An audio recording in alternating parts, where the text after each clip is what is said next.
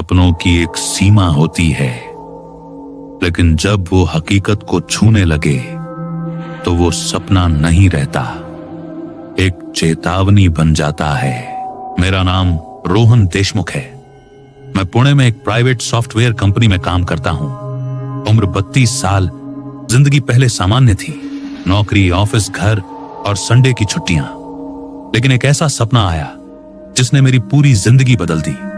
ये कोई काल्पनिक कहानी नहीं है, ये मेरी अपनी सच्ची घटना है जो अभी तक मेरे दिमाग से नहीं निकली। शुरुआत वो पहली रात यह कहानी शुरू हुई नवंबर 2022 में। उस समय मैं अपने पुराने रूममेट विशाल के जाने के बाद कस्बा पेठ में अकेला रह रहा था। फ्लैट छोटा सा था लेकिन ठीक ठाक। उस रात काम से बहुत थक गया था तो जल्दी सो गया, लेकिन आधी रात को अचानक आंख खुली और लगा जैसे किसी ने मेरी छाती पर वजन रख दिया हो। मैं हिल नहीं पा रहा था। मेरे सामने एक परछाई खड़ी थी, लंबा घूंघट, लाल रंग की साड़ी और हाथ में एक मिट्टी की गुड़िया। वो बोल रही थी, मुझे मेरी नीरा चाहिए। मैं चिल्लाना चाहता था लेकिन आवाज नहीं निकली। फिर सब कुछ अंधेरे में गुम हो गया।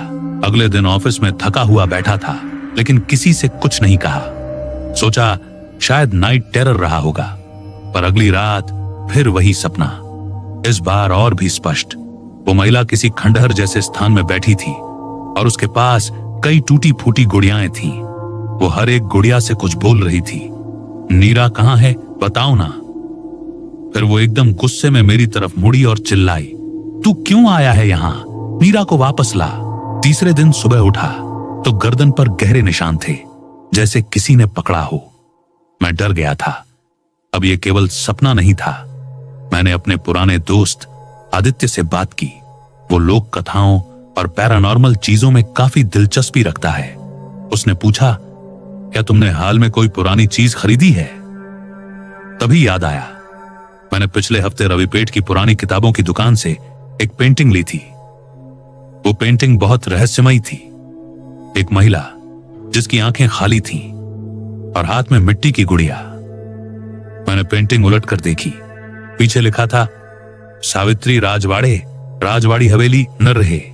अब हर रात वो सपने और गहरे होते जा रहे थे। सपनों में मुझे दिखा कि हवेली के अंदर एक बच्ची भाग रही है। दीवारें खून से लाल हो चुकी हैं। कुएं से किसी के रोने की आवाजें आ रही हैं। हर बार सपने में महिला कहती, नीरा को मेरे पास वापस लाओ वरना सब खत्म हो जाएगा। एक रात मैंने अपने सपने में खुद को एक पुराने कुएं में गिरते देखा। सुबह उठा तो पैर कीचड़ से सने थे। मैं और आदित्य अगले रविवार को न रह गए। शहर से करीब 30 किलोमीटर दूर, वहां गांव के किनारे एक खंडहर था, राजवाड़ी हवेली। गांव वालों ने हमें वहां जाने से मना किया। वो हवेली शापित है, एक बूढ़ी औरत बोली। सावित्री बाई पागल हो गई थी, बेटी गायब हो गई और वो हवेली में ही मर गई। तब से रात में रोने की आवाजें आती हैं। हमने कहा कि हम डॉक्यूमेंट्री बना रहे हैं और किसी तरह अंदर चले गए। हवेली एकदम वैसी ही थी जैसी मेरे सपनों में थी। हम अंदर पहुंचे, हर कोना वीरान और डरावना। कुएं के पास वही मिट्टी की गुड़िया मिली। जैसे ही मैंने उसे उठाया, हवेली की दीवारों से आवाजें आने लगी। झूला अपने आप हिलने लगा और फिर वो महिला प्रकट हुई। वही लाल साड़ी, वही चेहरा। उसने कहा, तुम ही हो जरिया, मेरी नीरा को मुक्त करो। हवेली की तहखाने में हमें एक पुराना संदूक मिला। उसके अंदर एक बच्ची की चप्पलें, मिट्टी की कई पुरानी गुड़ियाएं और एक पुराना पत्र।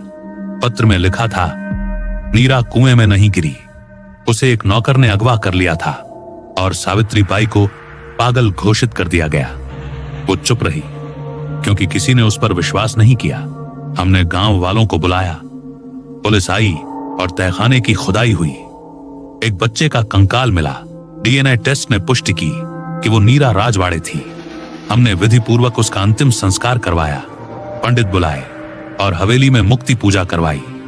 उस रात मुझे आखिरी सपना आया। वो महिला मुस्कुरा रही थी और नीरा का हाथ पकड़े खड़ी थी। धन्यवाद, अब 3 साल हो गए हैं। मैंने वो पेंटिंग जला दी और न रहे फिर कभी नहीं गया।